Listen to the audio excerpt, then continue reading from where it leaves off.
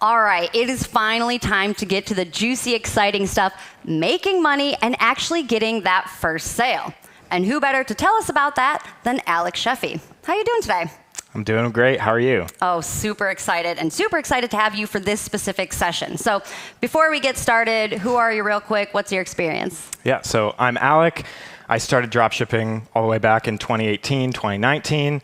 And I really got my stride with Etsy print on demand when I got my first sale within a week of opening up one of my Etsy shops. Within a week. All right, so he clearly knows what he's doing. What's your first step then, your first piece of advice? Yeah, so in getting your first sale, there's a few things that you want to do, but essentially you have to build out a perfect listing, and you want to assemble your products as best as you can for the customers. And so to do that, I have a super simple 3-step process that you can follow to build out these listings and get your products seen by your customers. Mm-hmm. So where does that start? Listing, assembling, what do we got to know? Exactly. So that's a great question. And it really starts with assembling the listing and the product page. Now, you guys have already seen kind of what goes into a listing and a product page at a high level. So we'll just quickly recap some of those points. But essentially, it kind of, it boils down to a few core elements. So you've got your mockup and your design and how those combinations work together. You've got things like your keywords, which should be searchable and user-friendly. You've got things like your pricing and your shipping model. But most importantly is you have your product niche. Mm-hmm. So, okay, if niche is so important, this product niche, how do we go about finding product niche specifically? Exactly. So the way that I like to do that is I like to find individual products that have a high listing velocity, or basically how well a particular product is selling over a short, recent period of time. And so when you're able to find a product, let's say it was listed in the last month or two, if it's already selling really well, then that's typically a good indicator that that's a hot niche right now. So you can sell similar products in that niche. Using listing velocity will show you, how hot products are right now. If a product was listed years ago, it might not be as hot or as relevant of a niche if you tried to sell that today. Now, the whole point of using listing velocity, right, how well particular products are selling over a short, recent period of time, finding those types of products will show you golden pocket niches. And that's how you find the niche. I really like this term, golden pocket. How do we find that golden pocket? Yep, so when you find a listing with a high velocity, that'll kind of point you to these golden pocket niches. And a golden pocket niche is really just an overall niche that these products are selling in that also has a high velocity. So it's the overall niche and how it's performing in a short, recent period of time. Those are the best niches to start out when you're trying to get your first sale, because they let you kind of ride these waves of catching lots of sales early on before you kind of have that history. So we're actually going to take an example and look at an example together of product velocity. So on the screen here, we're going to use doormats as our example. First of all, we're in Google Trends here. We can see that doormats over time have really increased in popularity. Okay, let's take a look now at eRank and see what they have to say. All right, we already have a trend alert, which we like to see this, right? So we're already headed in the right direction.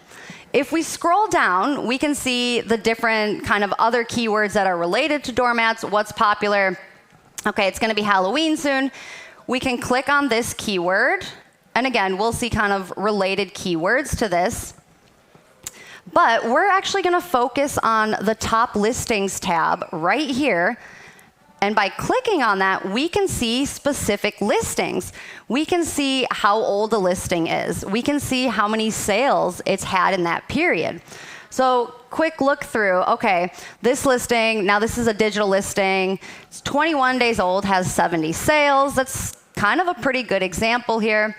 But basically, with product velocity, you want to find something that has a small number here in age and a lot of sales, right? Exactly. That's exactly what you're looking for. You're looking for something that was posted relatively recently that's already selling so that you can hopefully hop in that niche, post some products, and get some sales.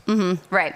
Okay, so we found a good product, a good niche to get into. What is the next step here? Exactly. So once you find that product niche, what I like to do is set a goal for amount of listings to actually post. And so honestly, my first product that I posted for sale definitely did not sell. It was not that good. Even though I did get a sale within a week, it was not the first product that I posted. And that was partly, the reason I got that first sale was because I kept posting products in my shop. And so the reason I like to set a goal is because we need to build up a little bit of a catalog so that we have products for customers to choose from and to shop from within our business. And so I like to set a listing goal. Now, this is just about having a goal to work towards where you're posting products in these golden pocket niches that have high velocity so that you can build up a catalog so that you're not just putting all of your eggs in one basket, right? Your first listing might not sell, so you want to set a goal to post a few listings so that you increase your chances of getting sales on, within a reasonable time frame in your shop. Exactly. And so if somebody's clicking on this product, they're interested in it, and they go to your shop, they didn't exactly like that design or product, and you only have one or two other things, they might think, okay, well, there's not much. But if you're giving them more options, 15 to 20, they might actually find something that's a little bit more, that resonates with them. So giving them something, more options, as you said. But of course, we're not aiming for quantity only. We still have to post quality listings. And like you said, they improve over time. Okay. Yeah, exactly. And you get to the quality by posting more listings. And so that's why I love having a goal of like at least 20 products, because then some of them are bound to be good. If you just continue to, work towards that goal, you're going to get better over time. So just working towards that can really help you out. Yeah. It's definitely a case of practice makes perfect. Yep. So the second step is once you have your products in your shop or uploaded to your store, you need to get people to see them so that someone can actually buy them. And the way that I like to do that is by analyzing their performance. Now, metrics can seem overwhelming, as we know. So I like to make it super simple using something that I call the metrics funnel. Now, this is actually a really interesting concept. It's super basic. Let's get into it. Yep. So the metrics funnel just has 3 parts. At the very top, it's got the views. Now, views are sometimes called impressions. This is just any time someone has the chance to click on your product. And anytime your product shows up in search results, you'll get a view. Second level is your visits. That's how many people click through that product listing and actually visit your listing or your shop. And then third, and at the bottom, you see the conversions. That's anytime someone interacts with your product. So not necessarily buying it, but they positively interact with it. So maybe they'll save it, maybe they'll share it, or maybe even they'll buy it. Now, we can use this metrics funnel to address each level of our business and address the reason why we're not getting sales right away. And so to make your first sale, we can use this to figure out how to actually get there. So at the top level, it starts with views. Now, if you're not getting a lot of views, this is typically a marketing problem. You gotta increase the amount of views that you get before you can move on. And so you've got to do more marketing. Maybe you have to post social media content, or maybe you just need to simply post more listings in your shop to get more views. That's the top level and the most important level of your funnel, because without views, you can't really do anything else. And we'll dive into some of those marketing, how to get views in just a moment. Second level is going to be your visits. Now, for me, I get about 40% of my views turn into visits. So about 40% of people will click through to actually visit my listings or my shop. That's going to vary a little bit. But if you're not getting a ton of visits, then you can address the issue, which is typically going to be the mockup and the presentation. And so if you're getting a lot of views and you're not getting a ton of visits, you can usually address that issue by trying out different mockups. Sometimes it's the design, but you can get pretty far with a good mockup. And finally, we have conversions. Now, a conversion, like I said, is anytime a customer positively interacts with your products. And so any conversion is a good sign, because it means that people found your product, they liked it enough to click on it, and then they liked it enough to interact with it. So maybe they favorited it, saved it for later. Maybe they added it to the cart or sent it to a friend. But for some reason, they liked it enough to interact and save that product. And eventually, even if you didn't get a sale, with enough conversions and enough interactions and views and visits, you will make your first sale. It's just a matter of running your products through the funnel. Exactly. And so in short, kind of take it one piece of the funnel at a time, right? If you're not getting views, don't worry about those visits or conversions just yet. If you're not getting visits yet, don't worry about those conversions, one piece at a time. Okay, so you're getting views, you're getting visits, but you're sometimes just still not getting these sales. How do we make adjustments, or something needs to change, right? Exactly. And so you'll see on screen, these are kind of my statistics. So for every 100 views, I get about 40 to convert to visits. Maybe 3% will convert into sales. So it's a small number, but in perspective, like, you just have to fill up your views at the highest level. We can really use this metrics funnel to address the underlying issue and the underlying reason why you're not making your first sale. So for example, if you're not getting any views, then you need to post or advertise more. You have to get your products seen by more people. If you're not getting any visits, then you might need to work on the design or the mockup or the design mockup combination. That's the reason people aren't visiting your products. And ultimately, if you're not getting any sales, then you need to work on your overall product listing. Mm-hmm.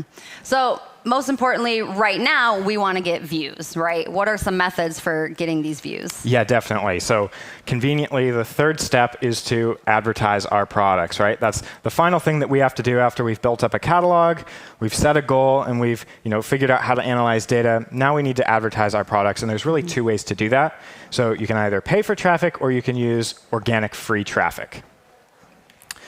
So these are kind of the two main methods, and really the only methods you'll use. Now, free traffic comes in a few different forms. So you have your social media. You have optimized keywords, or SEO. That's kind of ranking in the marketplace algorithms a lot of the time.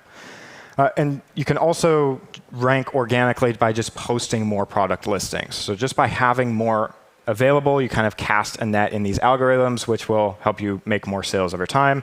Alternatively, you can pay to get views. You can pay to fill up that top level of your funnel by running ads on social media. And typically, to get more traffic using a paid method, you have to spend more money to get those views. If you do a free method, then you have to just do more. You have to do more listings or more social media content, versus if you're paying for it, you can just spend more money. Right. So a lot of people are scared to pay for ads initially if they're beginners, or maybe they don't have the budget. But if you are paying to run ads, when might you know to kind of give up, or if it's not working, or how does that work? Yeah, exactly. So that's a great question. If I was to run ads, I would always decide to set kind of a hard budget. So I would set a daily budget, maybe around $5, maybe up to $10, to test and see how they perform. And then I'd also set a cutoff budget. And so I'd stop advertising that product after I've spent maybe $50, $30. It really depends on your situation, but I'd set a cutoff budget so you know when to kind of cut your losses and move on to the next product, instead of trying to force that original product to work, because not every product is going to sell no matter how much you market it. Yeah, so having that budget a little bit prepared in advance to advise or advertise your products. So yeah, you're saying $5 to $10 a day. That does sound like a lot, but it doesn't add up as fast as you might think. What are you really spending usually if it's $5, $10? Exactly. So, if you have a $5 budget, you might not end up spending that full $5, because typically platforms will only charge you after a potential customer has clicked through your ad. And so, while it might spend your full $5 each day, you're also getting views and real-time data, and it's from customers who are interested in that product. And so that'll help you quickly analyze whether or not you want to keep running ads to that product. Right. All right. So let's say that we've tried all these free advertising methods. We've tried social media. We've tried running ads, and it's still not working. All right, Mom, will you please buy one of my products? Alec, what do you think about friends and family buying products from us? Yeah. I think if you've never had one of your own products physically, you've never held your own mug, or felt a T-shirt that you've designed, I think it's a great thing to order it. And if a family member or a friend does that, I think it's okay. But to earn your first sale, I think it's really important that you actually go through the process of actually earning it, and earning it in an organic, or whether that's organic or paid traffic, you earn it in a genuine way. I think that that's really important, because if I just asked you, for example, to buy my product to get me my first sale, that doesn't really count, does it? Yeah, I think the key word you said here was earning that first organic sale. But I could argue, okay, I buy one of your products, say it's a t-shirt. One of my friends sees the t-shirt and say, oh, Leah, I love your t-shirt. Where'd you get it? I was like, oh, I got it from Alek's Etsy shop or something. Word of mouth marketing can work, but again, it's not your first true organic sale. So, okay. We've still tried all of this, and it's still not quite working. Is there a time when we should just kill a listing? Yeah. I think that it's so important to set a goal so that you're always improving your products. You're always moving on to the next. And I always like to say, done is better than perfect. I have found my success because I've continued to move forward even after things that I've made and posted didn't work. You just have to kind of keep moving on to the next product. So if your first product doesn't sell, like mine didn't, then you kind of need to move on to the next and just repeat this process until it starts working. I think it's probably going to happen to most of you, happen to me, happen to you, most of our experts here. Your first product, most likely, it might not be the best, especially if you're just getting started. That's normal. It's okay. Like Alex said, use what you've learned from that listing to improve the next one. Okay, then what? Yep.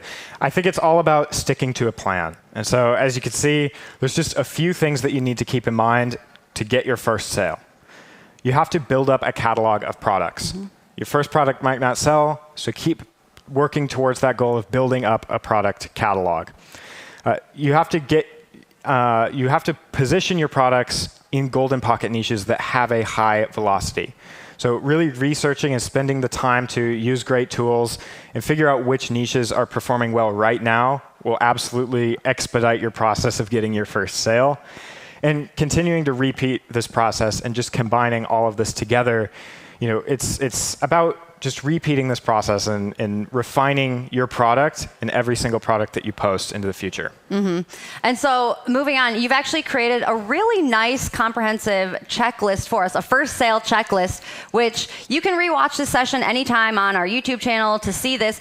But in the Discord community, you can also access this checklist and a whole bunch of other resources related to this session. So go check that out, printify.com/amplified. It's only $5 if you have not joined yet. But Alec, real quick, give us kind of a recap of this first sale checklist. Yep. So if you're following this checklist, then you're going to have everything that you need to get that first sale.